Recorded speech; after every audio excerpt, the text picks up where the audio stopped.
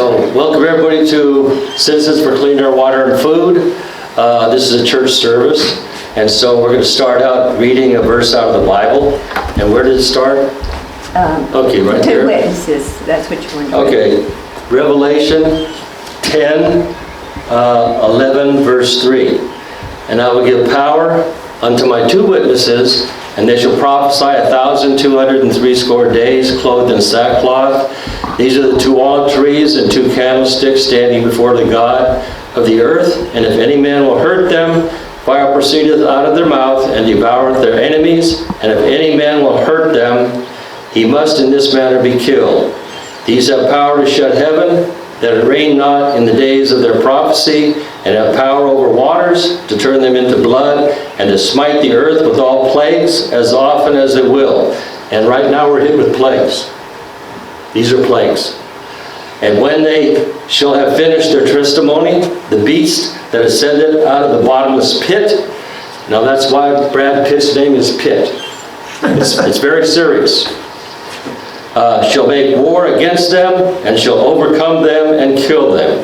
And their dead bodies shall lie in the streets of the great city, which spiritually is called Sodom and Egypt, where also our Lord was crucified.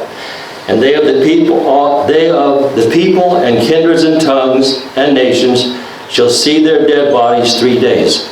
So all of a sudden, everybody in the world is going to see the dead bodies of the two witnesses dead on TV. That's the first time right now. That's the first time we're able to do that. Everybody in the world will be able to see it. 3 days and a half shall not suffer dead bodies, or be put in graves, and they that dwell upon the earth shall rejoice over, make merry, and shall send gifts one to another, because these two prophets tormented them that dwell on the earth. And after 3 days and a half, the Spirit of the life from God entereth into them, and they stood upon their feet, and great fear fell upon them which saw them. Okay? So, now, as we do with every service, the beginning of every service, this is a brand new Bible, and we don't go any further now until somebody comes and takes the Bible from me. So the Lord's talking to somebody, come and take a brand new Bible. We're passing it on. Does anybody want to pick up the Bible? Brand new Bible. Go ahead. Come on, Dave. All right. The Lord's talking to you. That's the Lord's word. Thank you. Yes, sir. And so my name is Rocky Stone for some of you. My wife is Betsy, of course. And we lived in Summertown here for 22 years now. And I'm going to present just what we're about, what we're doing, where we're going. And then we're going to turn it over to Rick. And my wife will, at the end. And we're going to run over just 15 minutes, so it'll be 3:15. And then when Rick does his presentation about water, whatever, something with clean air, water, and food, then after we're over about 3:15, it's going to be too hot. 4:15. Yep, there I go again. So we'll go outside, and people can ask any questions they want. That's where we really start learning. So I'm going to start with Citizens for Clean Air, Water, and Food, how we got started. I was poisoned on my job at TVA, 9/16/09. I ingested coal ash with lead, mercury, arsenic in it. I never even knew what a toxicologist was. I really didn't. And the doctors told me, well, there are 90 of my coworkers dead now that worked with me. They ingested the coal ash. And there's more in the hospital. And I'm on 20 medications. So I turned to my wife in 09, and I said, okay, if this stuff's going to kill me, let's see how it's going to do it. So we have studied poisons. The same poison is poison. The stuff they sprayed out here is poison. And we studied poison from 09, and in 2017, my neighbor called me, Gene Dye, called me and he said, hey Rocky, the plane just flew over across the fence from me, and it sprayed everything in the field, and my cat's dead, my neighbor's cat's dead. And I was the only one. We studied poisons now for 9 years. And I was the only one that knew. Okay. I said, okay, I'm going to go find out if anybody else was injured, and they sprayed a father and 2 children in their yard. And they ran to the hospital because it stings. And they ran to the hospital diagnosed with pesticide poisoning. And so I told Betsy, and I told everybody, I said, okay, we're gonna have a meeting about this. Because you people have been poisoned once it's on your body. To tell you how close you are right now, you'll say, oh, I gotta run out of here. I can't be here no more. Because Rocky said you're breathing this stuff, all right? They sprayed last week. They sprayed 5 days ago. I've been setting up for 2 weeks here. I'm here every day for 2 weeks. I check the grass, and it's all green. When they spray, you can go outside right now and you can see brown leaves, dark brown leaves. And we had the extension office up here and said, what is it? And he said, all that is the spray. Dicamba, it's poison. And we are breathing that. And people say, we met a girl that was going to be here. We met a girl that had cancer, and she lives in the middle of Lawrenceburg. And she says, well, I'm not around this spray. And what people don't know is the government has now said 2 years ago with Agent Orange in Vietnam, they said anybody even offshore on a ship 10 miles away is exposed to this. So you get Agent Orange disability. That's how serious this stuff is. The stuff they're spraying is a heavy metal. That means that it's heavier than air and it stays down low. That's why our cats are dying. And it's also fatal to birds. Fatal. One breath, they're dead. That's why the turkey population, even we look out the door and half the birds that was here how long ago? 20 years ago. So this is 156 signed statements of people who have been injured, and there's over 80 animals dead in this, and $400,000 in medical bills. And I've gone to the farmers, the agribusiness farmers, and I said, can we please have the material safety data sheet of what you're spraying? We have people sick and in the hospital. The doctors need the paper, need to know what they were sprayed with. And all of the farmers say, And I said, wait a minute, this is required by federal law. You have to give them the material safety data sheet. They say, you prove. John Rhodes said at the first meeting here in 2017, he said, you proved to me that my spraying caused the problem. And you get a doctor to write a report, and then I'll decide if I'm going to give you the material safety data sheet. And that's not the way it works. So right now, we have, there's some new people here. Right now, we have a lawsuit going right now.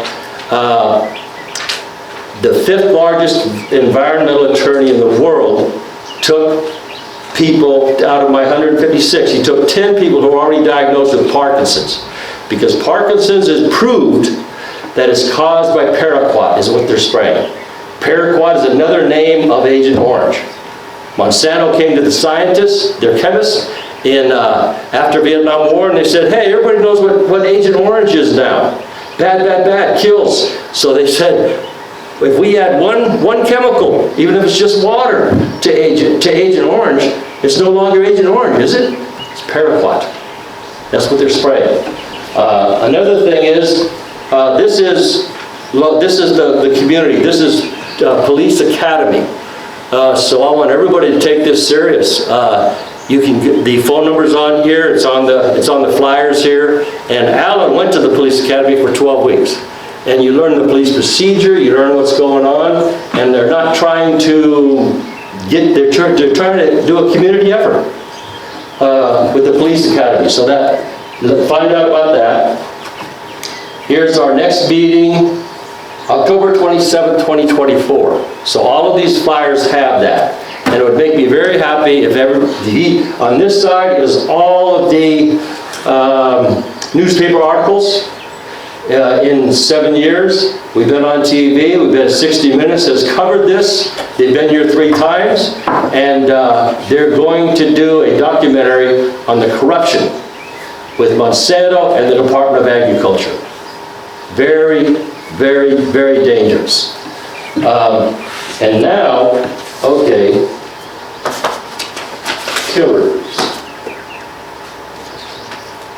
And the last thing I'll close with was We have newspaper articles over there. We just made it a big step forward. Come on up. Paige Wally was here a year ago, and he heard exactly what I'm telling you, and take it from there. Okay, Paige Wally was here last year in April, and he realized there was a problem here, and he got together with the agricultural representatives in the Senate and the House of Representatives. They have an agricultural committee, and he drew up a bill himself, and he called Rocky and spoke with him about it. And the bill is to explain that he wants the Tennessee Department of Environment and Conservation and the Tennessee Department of Health to investigate the health problems, cancer, Alzheimer's, Parkinson's, neurological disorders that are rampant in Lawrence County and Murray County.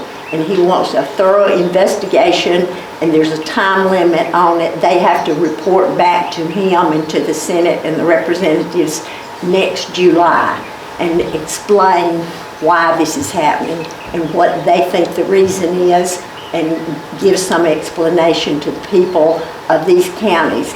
Now, I was upset, and several other people were upset, because this is not just a Lawrence County and Murray County problem. It's huge here, but it's huge in Giles County, Wayne County, and all the agricultural, Lewis County, Hickman County. It's all over this state, really.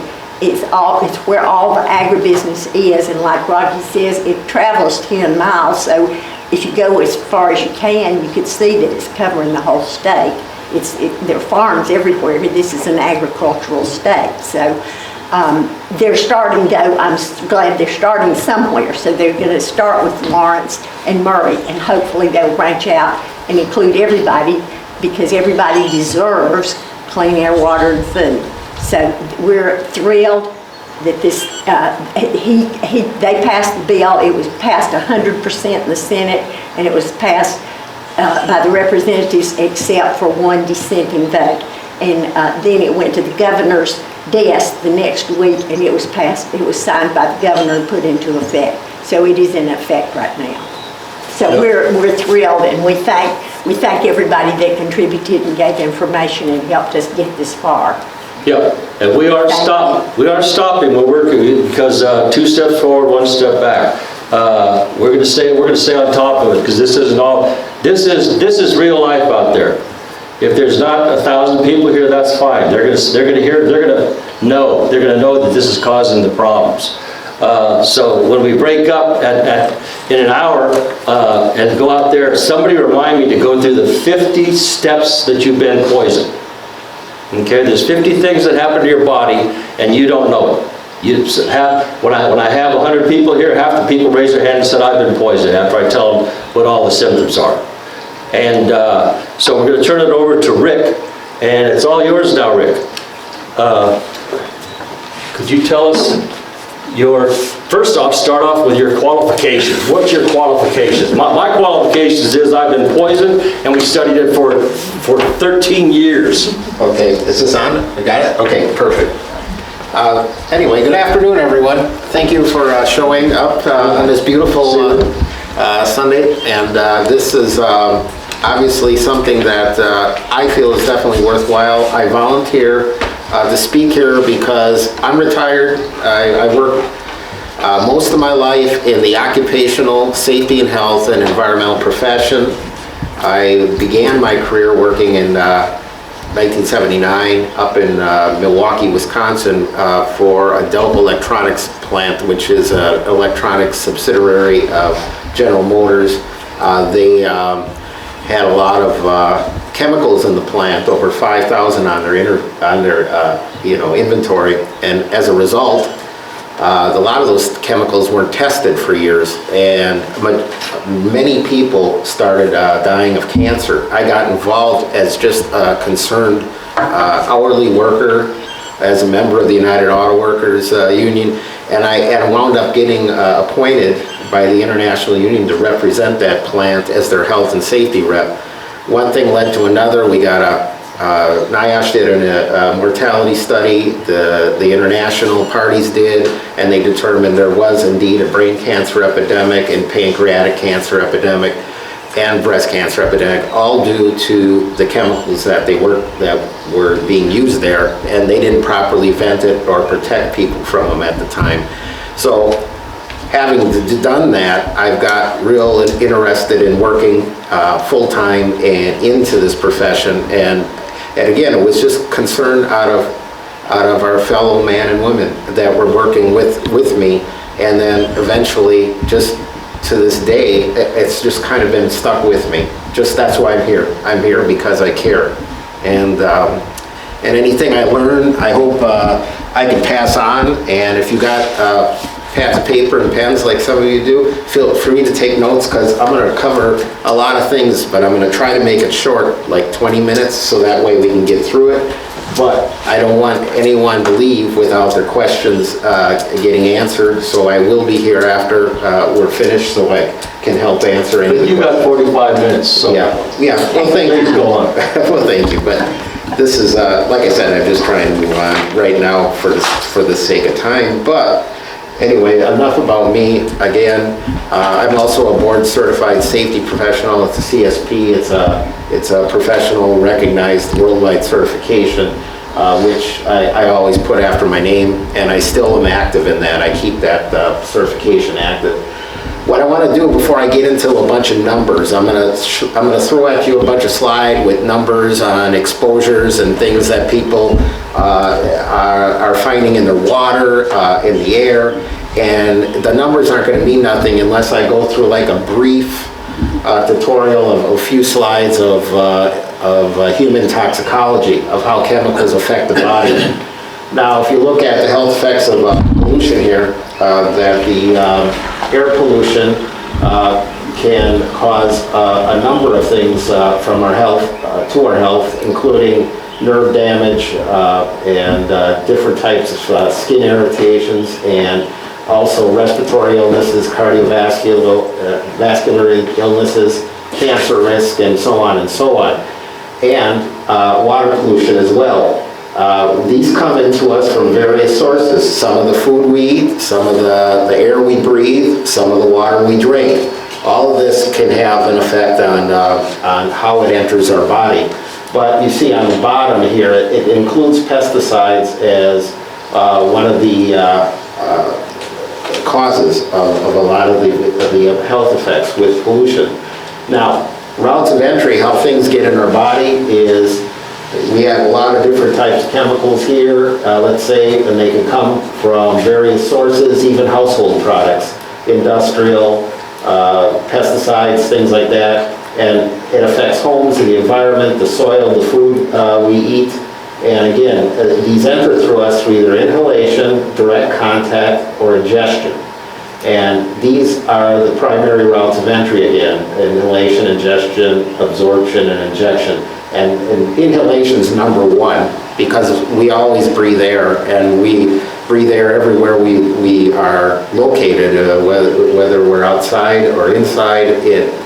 That all has an effect on that air. If it isn't clean, our body has tremendous capabilities of filtering things, but it only has certain limitations of filtering certain things, and a lot of things store in our bodies, which I'll get into later.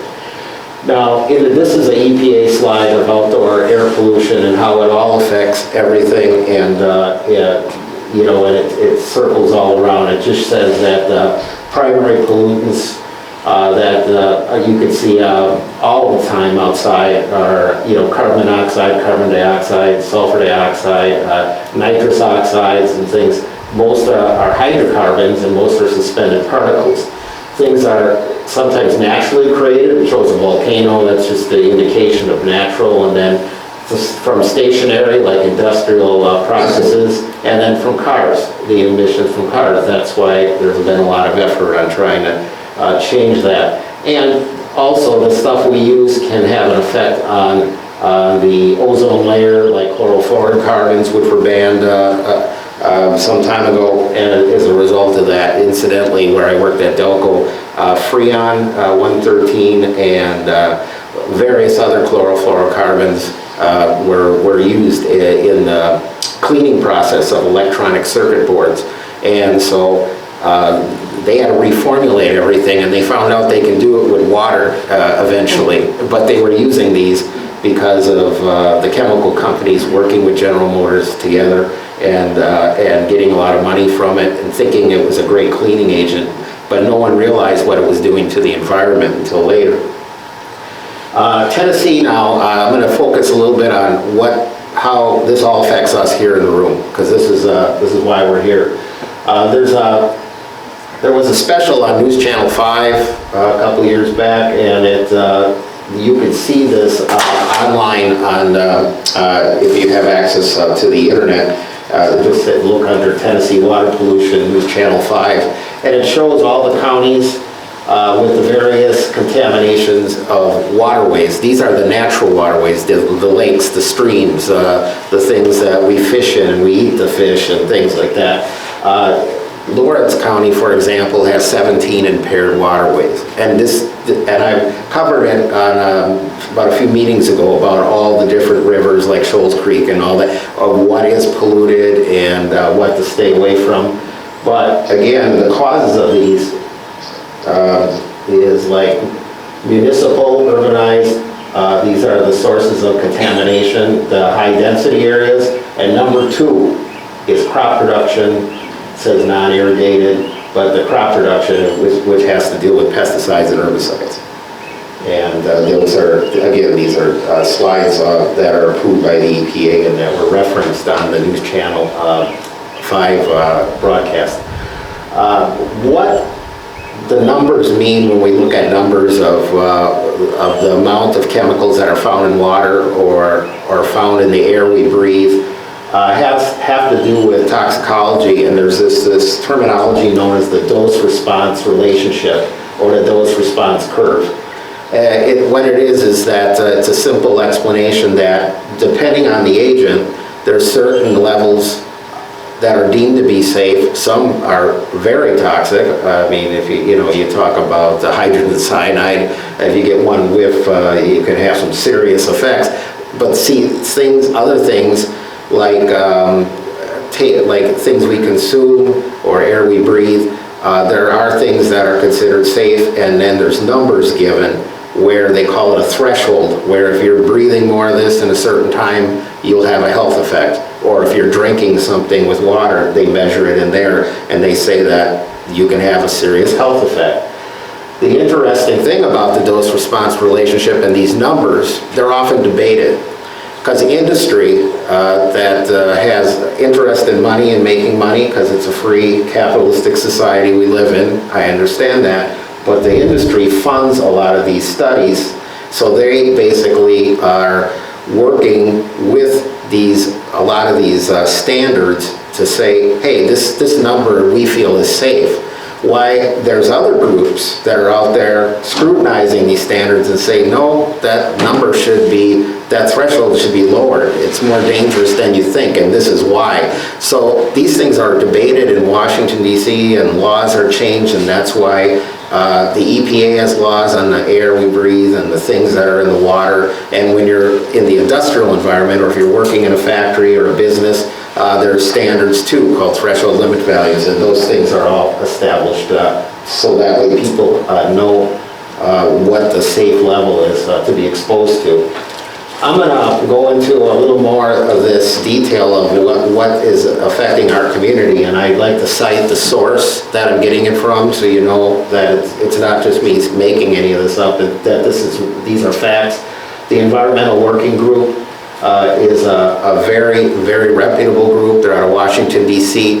They're like a watchdog group full of professionals, both legal and environmental and toxicology and industrial hygiene, all these things that are needed to scrutinize these standards.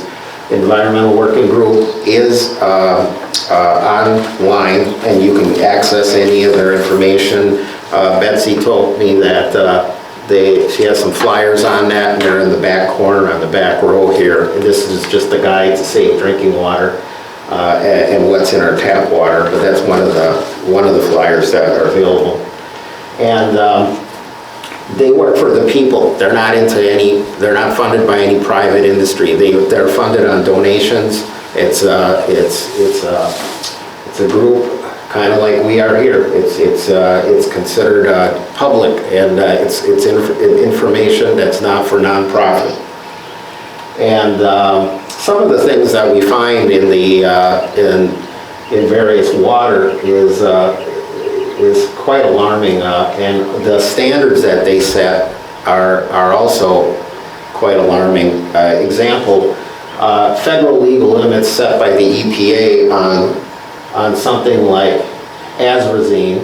Atrazine is, I want to get back there, is actually found in a lot of the sprays that are used over in the field, the crop dusting and things, and they actually wind up getting into the water as the runoff from rain and natural runoffs go into the rivers and streams.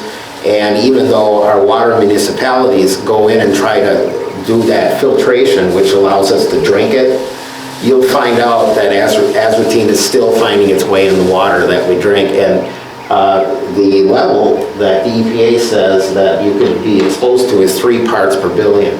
EWG, the Environmental Working Group, however, said no, it's 1/10 of a part per billion. And this is why, and they have all the data and scientific research to support this.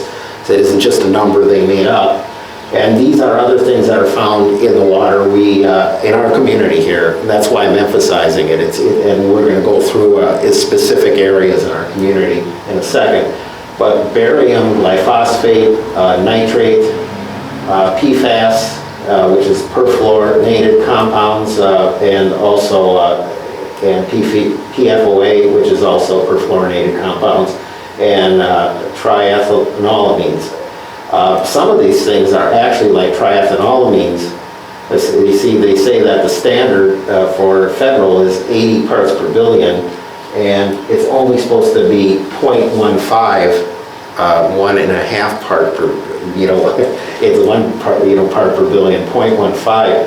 It's very, very minute what they say, and this is actually used by our water municipalities to clean the water, the bacteria out of it, and the chemicals that they wind up are tested or shown in the water that we drink in our municipalities, because they're needed to knock a lot of the toxic agents out and the bacteria and things like that to make it drinkable. But however, those chemicals aren't healthy neither. So what they have to do is they have to either reformulate or get those levels down and find some other kind of filtration methods. And there are other safe filtration methods without using chemicals. But this is things that you'll see in the water here coming up shortly. Testing detail, consumer confidence reports are things that any of you can get. You can, depending on what county you live in, if you go to Lawrence County, you go down to your public municipality there, usually it's at City Hall, depending on what county you're in. And you have the right as a citizen to get copies of the water report. These are referred to as consumer confidence reports. And these are the problems with these, because they'll publish these usually annually in your local newspaper, and they'll say typically it shows yearly averages for contaminants that are detected and don't mention seasonal spikes in pollution. So Environmental Working Group gathered the data, and they like to show people not just the year average, because that number will be lower, but there are certain months where these spikes and these levels can be alarming and that people have consumed. See, that's not factored in. So that's the difference of the reports that you read. The safety levels, we talked about the regulatory limits versus the limits that are scrutinized by a group like EWG, and also the number of contaminants. They only test for a small amount. We talked about the paraquat and the things that are in the water. They don't even test for that. They test for azotine, but they don't test for the paraquat. And so this is really wrong. They should be looking at all the toxic agents that could be potentially harmful to people and what the levels are. So the water comparison tests, like I said, they're skewed, but just take it for, right now that the public information is there, but there's some good information on this website that I hope you have the time to look, because you'll find a lot more information in detail that's a lot more credible and a lot more alarming. Again, when we refer to tap water generally, this is the stuff that comes from our local municipalities. I covered in a meeting a couple meetings ago the well water and things like that, so that this doesn't apply. However, well water obviously can get contaminated too, so it's just the thing that I just want to let you know. I'm just going to be talking about municipalities here for this section. And it's called the EWG Tap Water Database, and again, the flyer is in the corner if you're interested in looking into this more. And it's free online to consumers, so they can actually just put their zip code in and find out what's going on in their area and what's in the water. And again, this is updated every year or so, you'll get information updated at different times. But this stuff is really good to bring up to your local city hall and say, hey, what do you make of this? And I'd be surprised. I don't know what you'll hear, but if you start questioning things, a lot of people start listening. And just like Betsy meant, we were talking about Paige Wally, a state representative that came here and attended a meeting, made some effect, a big effect, just out of this grassroots, gathering. So these are things that are real important. Again, there's water treatment, storage, and distribution, water tanks and pipes that lead to our drinking water also can have contaminants in it. Some things are even geological, like you'll find out in the city of Lawrenceburg, there's radioactive things in the water, and I'll get into that in a second when we look at the different reports. And you go, well, where is radioactivity coming from? It's actually coming from the ground. It's a geological creation. And for some reason, it's something in that community, in that area of Lawrenceburg that, and they're not filtering that out. They just figured that that's not in the standard of consumer confidence, and EWG, this group, is looking at it and saying, well, why aren't you telling the people this? This is something, so this is why we're talking about it today. Agriculture is a big emphasis of our group here because of what Rocky was talking to you about the spraying, and almost everyone's affected by it, especially in the rural areas outside the city limits. And again, I was just showing Rocky and Betsy, I have a film on my phone from a friend that's in Columbia, right in the city limits, but he's on the south end of town, and the homes are side by side, but there's a field across, and they're pesticide spraying with helicopters, and he filmed it, it's just spraying. It's going all over the overspray into their yard and things like that, goes on the animals, goes in, and these are things that, this is in Murray County, and so this is happening all over. And again, it's estimated each farmer applies more than 12 million tons of nitrogen and 8 million tons of phosphorus fertilizer to cropland. And a lot of this runs off into water sources. And again, this is stuff that's in addition to the pesticides and things. Up to 1 billion tons of manure each year also go into water systems by runoff. And again, these are just things that have an effect on drinking water downstream. So farming and tap water comes hand in hand. We have to farm, but organic farming, clean farms, how you grow things, it makes a big difference on what happens downstream to the people in the community. And pesticides, fertilizers, animal waste, and other substances flow off farm fields and end up in our drinking water. And that's just, And some of these things that are contaminated in the water will cause and can increase the risk of cancer and birth defects. And let's talk about paraquat. I didn't cover this slide. This is a new section from last meeting. Paraquat, again, is now, this was just published a few weeks ago on the Environmental Working Group website. They wanted people to know this before April 1st, because without warning, it came out 3 weeks before April 1st. The EPA said, we want public comments on what people think about paraquat. You got 2.5 weeks to tell us.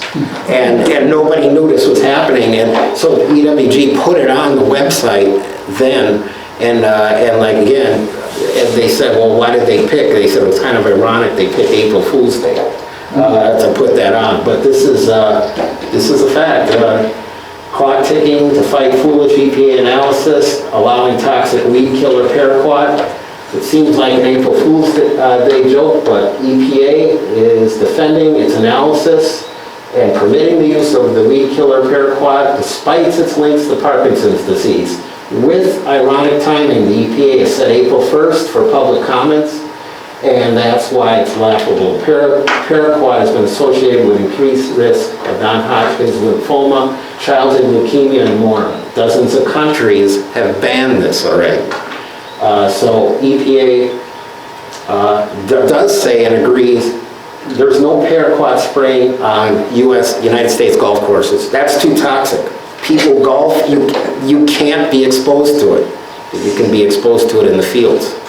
This is fact, and this is, you look at it and you just kind of boggles it. More than 10 million pounds of paraquat were sprayed in 2018 alone, twice as much has been sprayed since 2014. So it keeps increasing and increasing every year. And it's primarily used to clear fields before farmers plant the corn, soybeans, cotton, almonds, peanuts, wine, grapes, and other crops. And it's much of the paraquat applied winds up in soil for the years, mines up in soil for years, I'm sorry, and the chemical can also drift through the air and linger in dust. It creates a lot of health concerns. California was the only state that actually did in-depth studies about workers and residents in areas and how it's affecting all of them and the Parkinson's disease epidemic. So there is independent reports because the state took it on by themselves. And states can do that. Tennessee can do that. And what you did with the state and getting that bill passed, that's a start. And this is where we want to get people to start asking questions. Again, Syngenta makes a paraquat in China and the United Kingdom. It's a Swiss-based company which was acquired by a Chinese state-owned chemical conglomerate. And it's always understood that health risk, but it spent decades hiding this knowledge from the public and the EPA. Ironically, Chinese, UK, and the Swiss farmers prohibit this chemical to be used in their countries, but they sell it to the United States. The weed killer isn't prohibited, again, in the U.S., and ingesting even tiny amounts of paraquat are lethal. Reports from the American Poison Center show hundreds of accidental and intentional poisonings linked to a paraquat ingestion in recent years, with at least one death a year. It's just what Rocky was telling you about just a few minutes ago. Parkinson's too. The Parkinson's and paraquat, chronic exposure shows the risk. It's been proven on developing Parkinson's disease, and researchers used paraquat exposure in animals to study it just to verify it, and they found out it happens in animals. And if it happens in animals, it happens in people. That's, our bodies work the same. Obviously, they can take a less amount to have an effect, but either way, it's poison. And again, the study using data from National Institutes of Health found people who sprayed paraquat were twice as likely to develop Parkinson's as those that applied other pesticides, and a meta-analysis of 13 studies found 64% increase in the likelihood of developing Parkinson's from paraquat exposure. And most recently, findings from UCLA show paraquat sprayed within 500 meters, or about 1,640 feet of where people lived, could more than double a person's odds of developing paraquat, or Parkinson's. And that is just a study that came out recently from UCLA. As I mentioned, California did their own studies by their experts in universities that have that type of background. And other health problems from paraquat include thyroid disease, cancer, impaired kidney function, childhood leukemia, and non-Hodgkin's lymphoma, which we talked about. EPA is ignoring the evidence right now. And on the bottom, it talks how states can step up. And this is why California did it. Tennessee now has got some information that's got Bill Lee's desk, and it's going to the agencies they talked about, TDEC and what was the other one? Public health. What was it? Public health. Public health, okay, or public health from Tennessee Department. So those things are both, they're going to be both getting involved with it. So they need to be steered in the right direction and given the facts, not just be looking at things like consumer confidence reports and just feeling that that's adequate. So again, states and communities do need to go in. And the 5 fatal flaws that the Environmental Working Group has found that the EPA has done with paraquat alone is the agency dismisses a growing body of research linking paraquat to Parkinson's. It ignores new evidence about potential health risk of paraquat from legal actions against its maker, Syngenta. And EPA ignores the fact that paraquat is used for more heavily in some areas than others, including communities highlighted in the California analysis. It also continues to exclude the analysis from some of the ways people who work or live near farm fields that are exposed to these chemicals and pesticides. And the agency fails to properly balance the costs and benefits of the paraquat ban, as already other nations have. So, bottom line, it's time to ban it in our country. So we need a grassroots movement to do it. Just to show you, all these areas highlighted in white are countries that have decided to ban paraquat. And that includes all of Europe. You can see many countries that are in the continent of South America, Africa, and again, there's even the areas in Indochina and China that's all also banned too. And it lists all the countries out here. If you're interested, I got this slide printed off up here. But the bottom line is that they found that this was toxic enough that it needs to go. And so, why does all this stuff matter? Again, this is just a summary of that water polluted with manure and fertilizer contains what they call nitrate. All of us use nitrogen as a fertilizer. I mean, if you put stuff, like even on your grass or something like that, fertilizer, you'll see it'll have a nitrogen count. But the problem is with nitrogen spread in large quantities and cumulative from other areas is that it will wind up as nitrates in our water testing. And nitrates is a chemical that increases the risk of bladder cancer and developmental defects in children that are born to mothers who drank the contaminated water during pregnancy. So again, also, the pigs, the cows, the chickens, the turkeys, all these things are also things that are animals that are also eating this and drinking this and having an effect on them.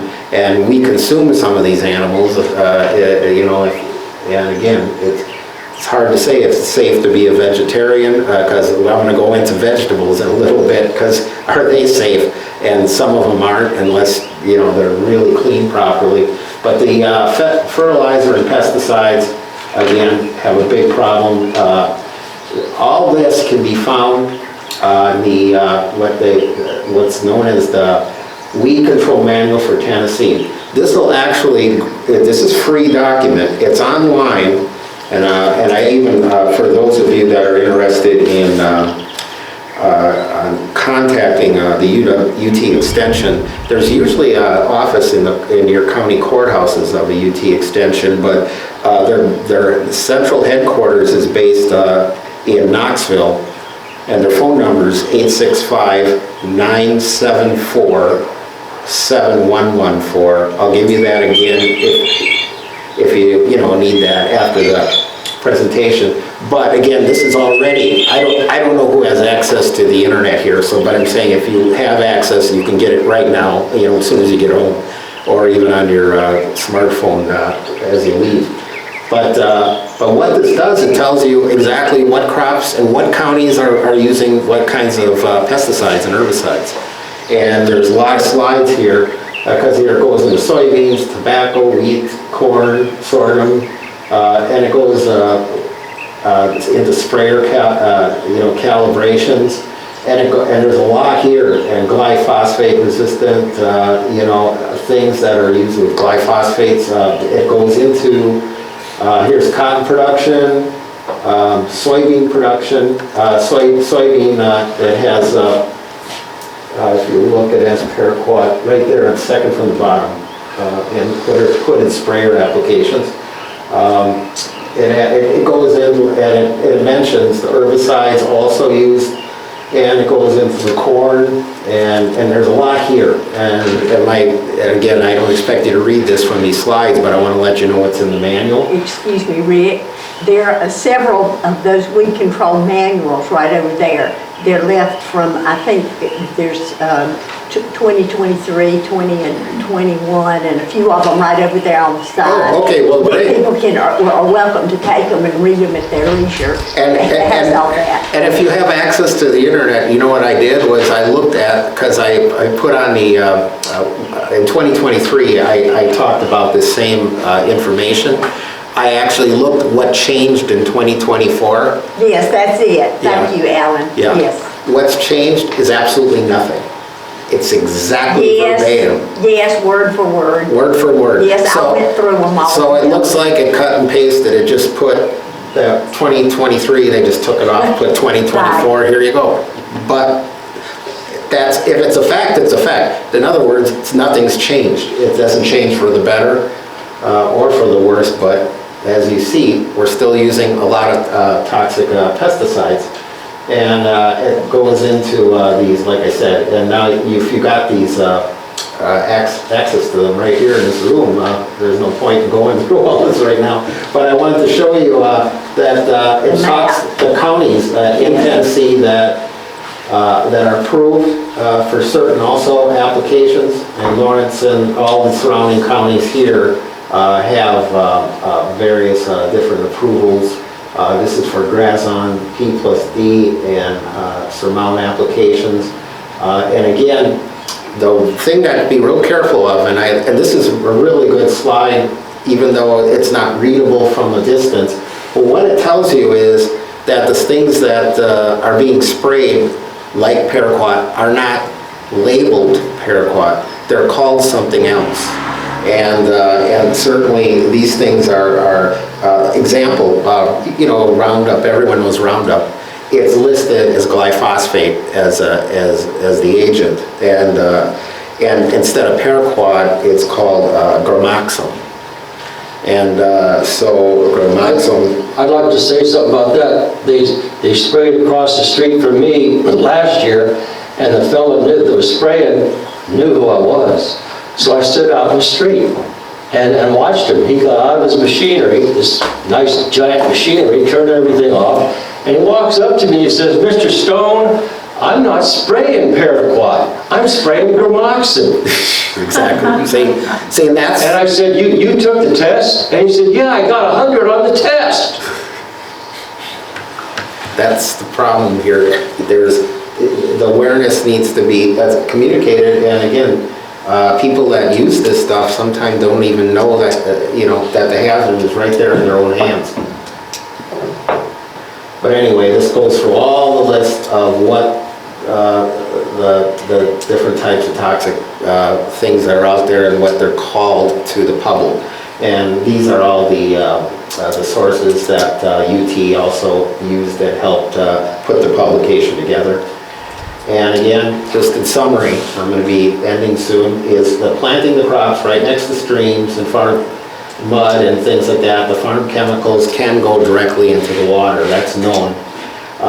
there's problems identified with various different types of pollutants in our drinking water, and there's a map on this that Environmental Working Group has put together, and it's showing the yellow is the nitrate, the TTHM, and the atrazine, and those are things that are found in a lot of the water.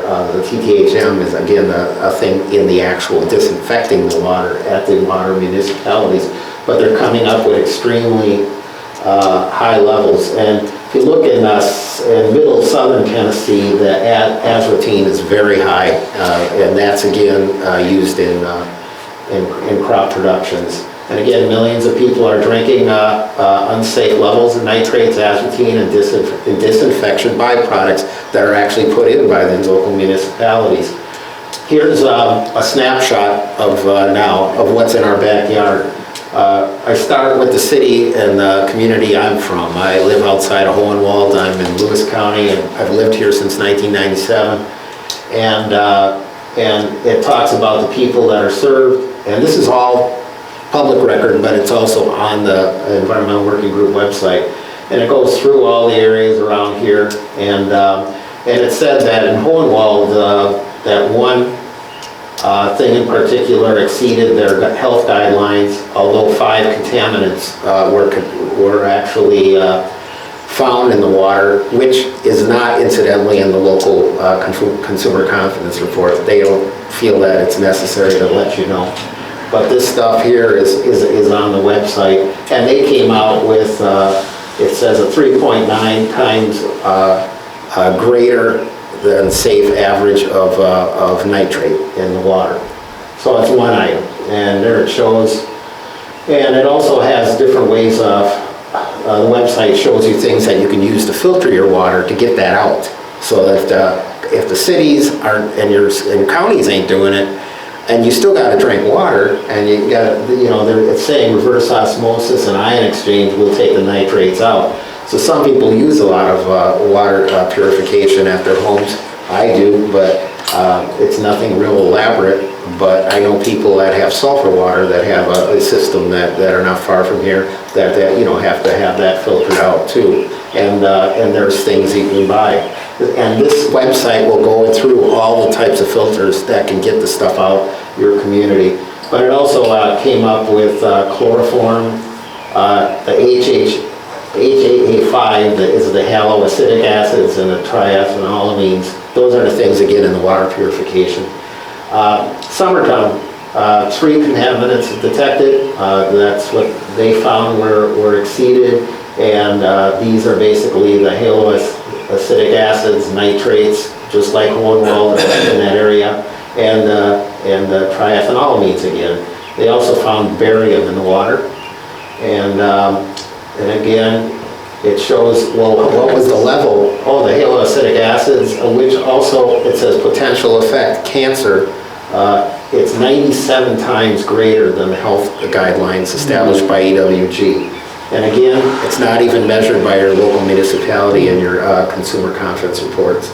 So this is stuff that you should know. Nitrate, 5.7 times greater, and triethylamines, 93 times greater.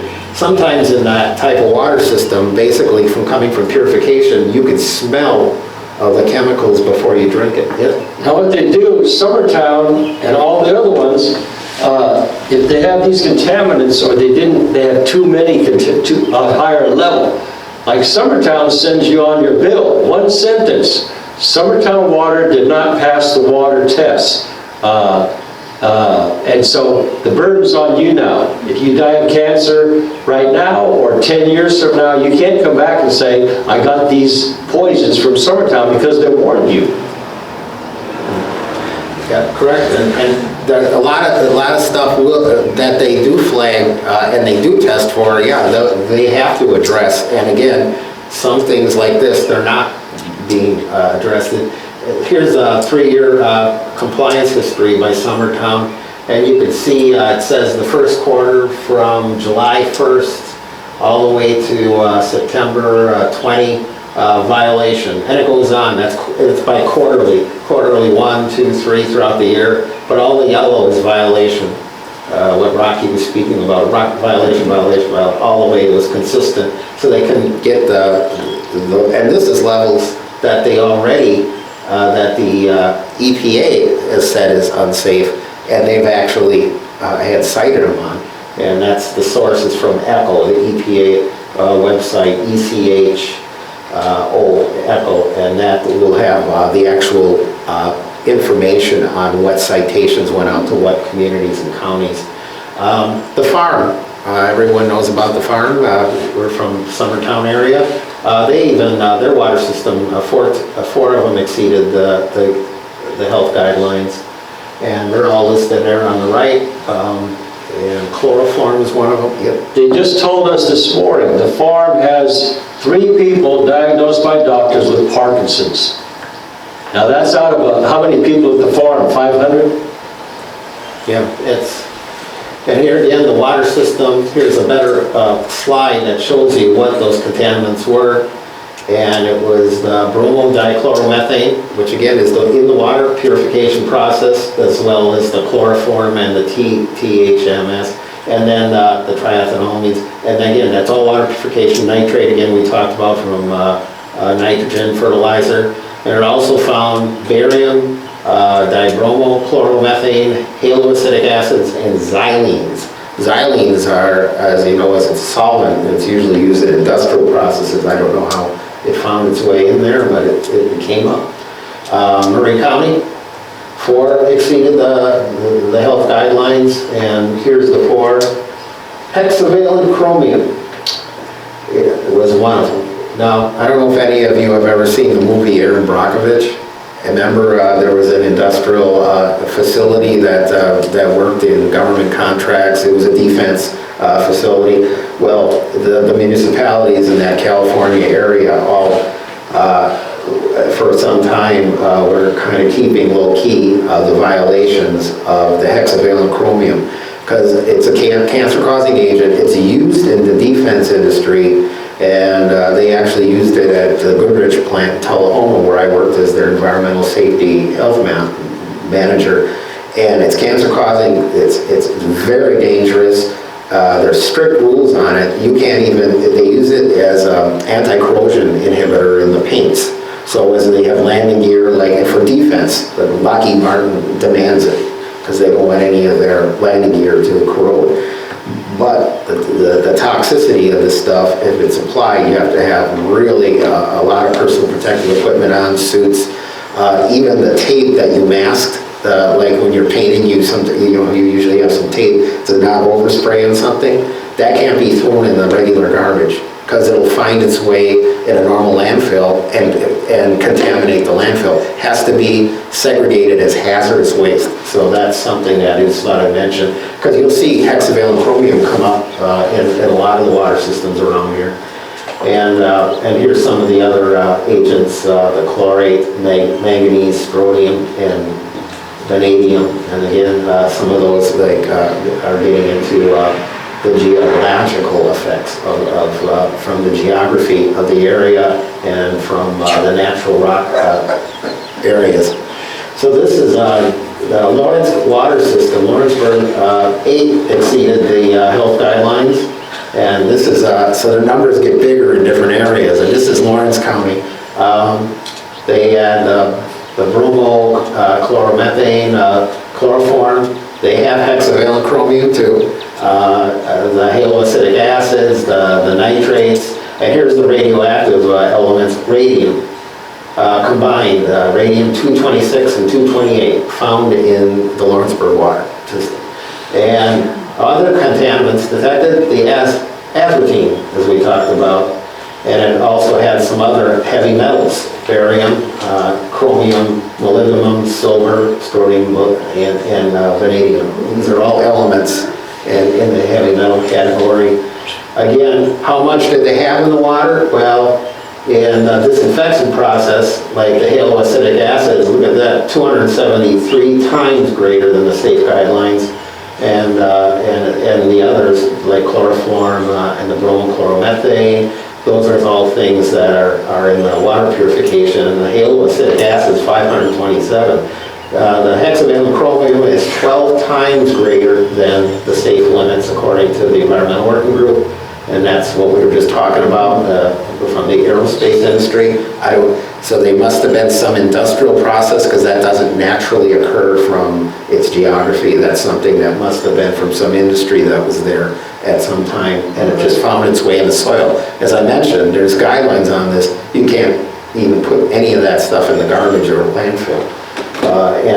Nitrates, as you see, are normal. Radium and all those are numbers that are all coming up. So, Pulaski is also 9 exceeded the health guidelines, and the South Giles Utility District 2 exceeded. And the Pulaski ones are azrotine, again, from fertilizer, pesticide spraying. And then here's the other ones, hexavalent chromium again, haloacidic acids, nitrates, and so on. So they all are on the system, and it shows you the levels again of what they exceed. Some are like the haloacidic acid, 625 times greater than the safe limits. So this is all available on the EWG website. And also, Pulaski water system by the EPA, which TDEC works to enforce this as well, is showing its 3-year compliance history, and you can see all the yellow on the bottom. That was all the violations as well. So Pulaski had its share of violating even what's considered the accepted standards by the government. So that's not even talking about Environmental Working Group. So again, these are South Giles in 5 quarters were in violations of drinking water standards from 2019 to April 2019 to March 2021. And over the last 3 years, this utility has spent 3 quarters in significant violation of federal drinking water standards. So again, I don't know where all you live, but I'm just saying, I wanted to cover these nearby counties, because even if you're, let's say, all live in Lawrence County, you probably know somebody in these counties, because, you know, again, these are all neighbors of ours. So again, water tests can be done. You can buy a lot of water tests. They're available all over. There's real cheap ones on Amazon, although you have to look at what you're testing. Some of them are not as accurate as others. So you have to kind of really do some homework on it. But some basic things, and people use this for their well water. People use it, you know, and they should be using it even for their home taps that are used on the municipality. As you saw, there was a lot of things in the water that isn't being reported to the public. I got a couple more slides and I'll be done. And this is just talking about, this is some new information about produce. These are things we eat. And this is new information that came out a couple weeks ago from EWG regarding Shopper's Guide to Pesticides and Produce each year, and what's safe and what's not safe. They're finding a lot of fungicides on the fruits and vegetables that we eat. That's the big hitter, and it says that in 2024, the Dirty Dozen's loaded with fungicides that can disrupt human hormone systems. This year, 75% of non-organic produce and 95% of items that they listed on the Dirty Dozen here, which you'll see in a second, is all coated with pesticides. These are the things we eat, and vegetable fruits and vegetables. And almost 65% of the clean 15, they're going to also say what they find is fairly safe. Although everyone should be washing them anyway, but the thing is, they found that they also list what's the safe fruits and vegetables. Okay, here's the Dirty Dozen, and it shows all, like I said, some of these items here on the Dirty Dozen.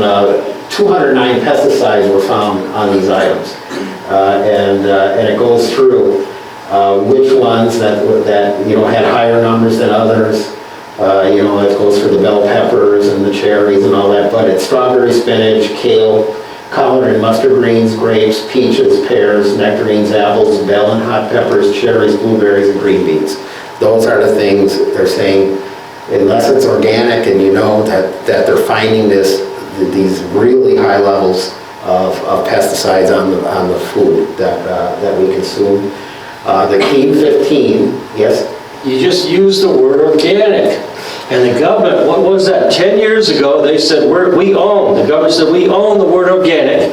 And you can have 30% dog shit in your foods now that they don't have to account for, anything they want. So it's not organic anymore. Yeah, and that's what I'm just looking at it as like like your own home garden, that the things that you put together as organic. These are things that, I know what you're saying, that when the label is on it, the label is deceiving, because now it's used as a marketing, 30% of, we don't have to tell you what it is. Yeah. And the Clean 15 is avocados, sweet corn, pineapple, onions, papayas, sweet peas, asparagus, honey melon, kiwi, cabbage, watermelon, mushrooms, mangoes, sweet potatoes, and carrots. For some reason, they came out and they showed, it said less than 2% of these samples showed any detectable pesticides.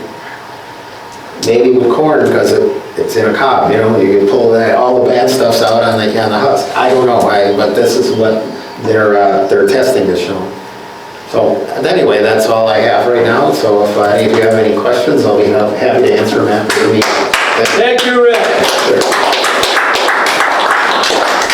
Okay, I'll take over, and did you want to? David had a question. Somebody has a question. I just want to point out that Consumer Reports May and Yes, June thank you. issue of Consumer Reports this year has a pretty comprehensive looking listing of what that last series that you just presented. Oh, excellent. Yeah, that's a good rating. The foods that are contaminated. Yeah. Yeah. That's a good source. Each product broken down. Okay. Anybody have any other questions? All right, here's some things I want to mention. After this meeting, somebody asked me to go over the 50 signs of being poisoned. Now here's why my wife and I don't stop at what we're doing here. Murray County 10 years ago, my wife almost, Murray Hospital, my wife almost died of cancer. Her oncologist, which is her blood doctor, we got to know him, Dr. Stephen Woodley. And after he was her blood doctor for 2 years, he knew we were healthy people. And he came into the room, closed the door on one of her appointments, and he said, I'm retiring in 2 weeks. I can talk to you now about anything I want. And we sat there and he said, 90% of our cancer in Columbia at Murray Cancer Center is Columbia and south into Lawrenceburg because of the spraying. Because of what they're spraying, paraquat, all this stuff. 90%. And we've gone back, and he retired, and he disappeared. We've asked his best friends at the hospital, where'd he go? Nobody knows. So she went back there every 6 months to get checked with a new oncologist. And she would say, Dr. Woodley said this. Is it true that 90% of your cancer treat people are from Columbia South because of the spraying? And every one of them has said yes. So that's why we don't stop. Right now today, we have 3 people dying in the hospital diagnosed with pesticide poisoning. Can't tell you who they are because those are the way the HEPA laws are made. We already have 5 people dead from the pesticide poisoning, diagnosed with pesticide poisoning. My wife and I have been doing this since 2017. The people who are dead, most of them, is what you need to understand about the spraying, is the people who are dying are people down in the valleys. Because this drift, volatile, these poisons, it doesn't happen the day that they spray. It happens eventually when the humidity is right and the temperature is right, and it drifts down into the valleys. It stays down there. And the 5 people who are dead are the people who were down in the valleys. Just like a fog. The fog goes down in the valley and stays there. Pesticides, fungicides, herbicides. The government is lying to us about this. The Department of Agriculture says we're going to call it pesticides because that's an insect. Like a fly in your house. You want to get rid of them, don't you? That's all we're doing. They don't want the attorneys who are handling these cases say no. They say, we will call it what it is. They spray pesticides, fungicides, and herbicides. Agent Orange, paraquat is an herbicide to kill the herbs. That's what's killing us. Okay, now, the fetuses, pesticide, okay. Fetus is what people, there was it was 3 years ago. The government came out with the scientific facts. They said, fetuses now that have never taken a breath of air, aborted fetuses, 150 toxins in them, 150. When you die, if you die at 80 years old, you have 250 toxins in you. Okay? Now with, what people need to know is, if I have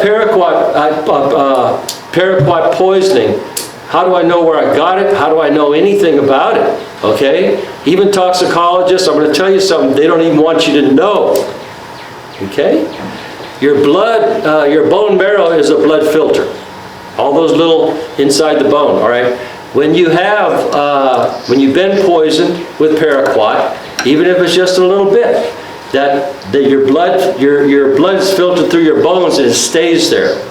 So, and you need to know something that nobody else knows. Each chemical has a code, where it was made and who made it. There's a code in it. And all you need to do is look up on the computer and find it. So, if you die of paraquat poisoning, whatever poisoning it is, we can do a bone marrow biopsy of you right now and find out if you have paraquat in it, find out. And the problem is, China owns the paraquat now. So we don't go to the farmers. Right now our cases, we're going to China. And these are international cases, right? Birds. I say to people in Lawrence County, I said, how long you lived here? Oh, I'm 80 years old. I lived here a long time. I said, okay, in the 50s and 60s, 40s, 50s, and 60s, wasn't there birds at every pond? 10, 20 birds? There's none now. Paraquat is fatal to birds. They take one breath, they're dead. And I'm surprised at the public health department down here in Lawrence County. We put in the newspaper, 5 people dead because of pesticide poisoning. They don't even call me. What? And now, yeah, I told you about paraquat and gramoxin. Okay, here's the hot spot.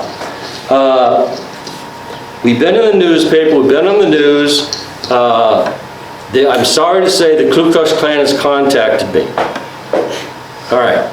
And they said to me, okay, has the farmers, has the agribusiness farmers given you the material safety data sheet? And I say, no. And they say, well, we've read your whole list of what it causes right there. And all of our families are dead from this stuff. And it's their fault. And here's what happened. There's been 2 planes landed with bullet holes in them. One was where in Florida?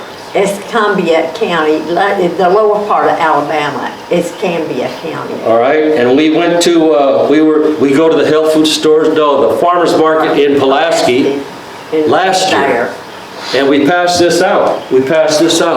And one guy came up to me and he said, hey, I'm the sheriff, I work for the sheriff's department. And they shot a plane that came down in Pulaski, Ardmore down. And he says, we're told to shut it up. Okay, and I'm not for this at all. I made it very, that's why I'm talking this right now. If I get a wind of anybody that's doing it, you're going to jail. And I've got a thing up my butt about the Ku Klux Klan because they murdered my grandfather. They murdered him because he wouldn't join. So and also in Lawrence County right here, last year, there was corn and soybean fields, there was 5 set on fire deliberately. They were even in the newspaper. And we're not for that either. Our motto for this whole thing is peaceful and lawful at all costs. That's it. Now I want to tell you another hot item. Okay, where in Hawaii was it a year ago? What town was that? Maui. Maui and what? There was a town that burned down, right? Right. Okay, that was a year ago. Up to 3 years ago, those people in that town called us because we were on the internet talking about corn and soybeans. The people called us and they said, want to know more information. We gave them more information all along. And the people in that town, Maui, they made a law 6 months before they were burnt out. They made a law, no corn and soybeans. And they've called me up afterwards and they said, that's why we were burnt out. Okay, now corn and soybeans owns that whole island. And the news is not gonna give you that. Okay, that's all the information, that's it, and thank you everybody for coming. And we had a real good meeting, and Rick, you really fill our heads with the information that we need.